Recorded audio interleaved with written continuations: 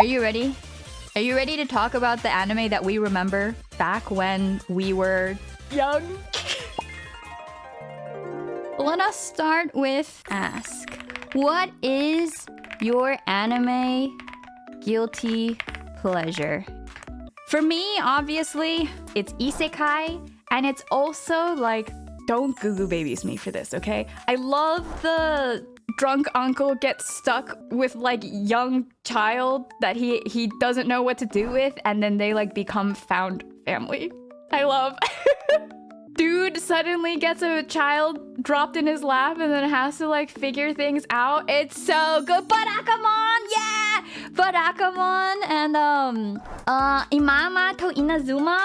Dude, they're amazing. It's so good. Fun fact, the Amamato Inazuma mangaka is a BL mangaka. I found Amamato Inazuma originally because I read some of her BL manga. Let me just go through their whole history of all the manga that they've ever done.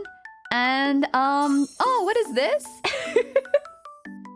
Most anime involving time travel of any kind, even the ones people shun, aka Mirai Nikki. Wait, you people don't like Mirai Nikki?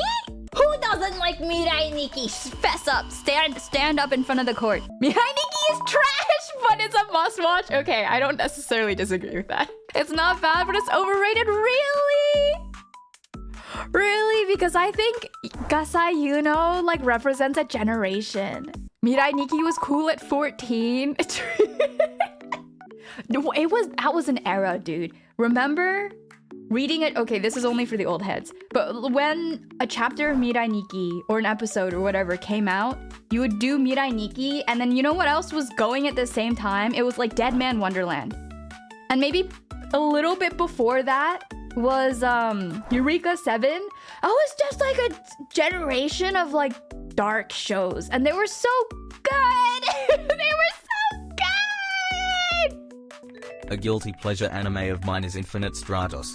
I know it isn't good, but I have rewatched it. Genre-wise, gender bender / swap anime. I found so many bangers like Ran the Half, Birdie the Mighty Decode, but also ended watching a lot of long anime to find the single gender bender / change filler bonus episode. How I found Infinite Stratos. Wait, lol. really? There's cross-dressing character in the show. Wait. Did you just admit to watching like tens of episodes just for the gender bend episode? That's so dedicated. Like I have to respect that. I just admitted to watching all of Evangelion for Kaoru, who apparently I watched like 26 episodes of an anime for a 2-episode character. I didn't know that that's what I was doing, but I think I was doing exactly the same thing as you. Yeah. My ungodly love for Yuri. My ungodly love for Yuri? That's nothing to be guilty about.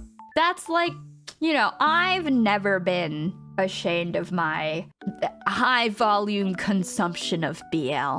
Yeah, we love Yuri. I say Yuri, you say wow. Wow, Yuri. Wow, Yuri. Exactly. We love Yuri. Wow, exactly. I would like to ask you to pitch your favorite anime to a normie. Take whatever your favorite anime is, and I want you to like describe it in a way that you could get my coworker, my extremely average coworker who's obsessed with his lawn, to be like, oh, maybe I'll check that out. Maybe the thing that I would pitch to a normie, one of my favorites is Gekkan Shoujo Nozaki-kun. I think if I could convince a normie to watch it, they would enjoy it. Edgy boy microwaves bananas, time shenanigans ensue. That is Steins Gate, right? That's a great hook. Microwaves bananas. That's like something, it's almost akin to Breaking Bad, right? Because that's how people describe Breaking Bad to you. It's just like a guy doing this and that, like this ridiculous thing in a mundane place. And then you pitch Steins Gate like, yeah, we just microwave a banana until time travel. Girl with Next magical one. blood powers who uses them to create a sword along with a half-demon spirit, yokai, but demon spirit to explain for normies, who can't die fight demon spirit things, try to stop a giant demon thing that is approaching. Kyukai no Kanata, beyond the boundary. Oh, that was Kyukai no Kanata! I thought that we were talking about Blood Sea for a hot second. It was like a clamp series that didn't really go anywhere, but I liked Blood Sea.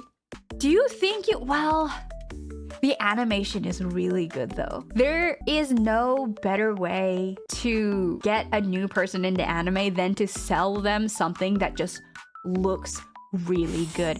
Because KyoAni kind of does, like, that's their specialty. Like, the music is good, the sound is good, and just the animation pops off. And so anyone who's just even slightly predisposed to enjoying cartoon or like illustrated content will just be hooked into wanting to look at it. Toradora. Classic rom-com. Lovable characters. Great story. Watch it now or else Peri knife. Oh, rom-com is a good... So if you're not gonna go the sports route or the animation route, I think rom-com is the third lane for getting normies to watch an anime. You either impress them with the visual, you use a topic, generally it has to be like sports, a topic that they're already interested in, or it's like comedy. I do think Toradora would be really hard to get a normie to watch. Toradora has a lot of personality tropes that are very anime. If that, like, character personality tropes that you see in anime are relatively rare outside of anime, I would think. But maybe you guys know better, since I don't actually watch anything that's not anime. The next question is, give me your anime hot takes. My anime hot take, I stand by this with my entire heart and my non-existent ass, is we need more isekai. Isekai is a genre that's not finished yet. Some people are sick of isekai. It's only because there's been a lot of it in a short amount of time. If you compare isekai as a topic premise to school romance as a topic premise, there's far more school romance. It's just been spread out over a longer period of time. But because isekai is it's not that much, but it's in a short amount of time, people feel like, okay, we did it all, it's done. It's not done! I want a lot. I want a lot of isekai. I want more. Evangelion rebuilds are better than the original. Ooh, okay. The rebuilds. So I watched all of the original, and I think I've seen all of the rebuilds. The rebuilds, it's just the animation diff puts so much towards the rebuilds. Like, obviously they're supposed to be different, but I feel like the weight of the story is different in the rebuilds. I will say it's a much more pleasant experience to watch the rebuilds, just because that they don't have the budget differences. And okay, there's way more Kaoru in the rebuilds. All right, hear me out. ReZero is the best isekai, and has the most generally solid traits across the board. There are others that do some things better, but have other flaws that make them a generally worse experience emo. I think the story, characters, world building, and premise are all so good it puts ReZero in its own tier. Season 3 of the anime kinda sucked though, Parent Creekat. No, what do you mean? Season 3, you mean the season without Rem? With the season with Amelia, my favorite character? Oh, I love ReZero. I know it's quote-unquote overrated, but I think there is no better depiction of human misery, and I'm someone who loves consuming depictions of human misery.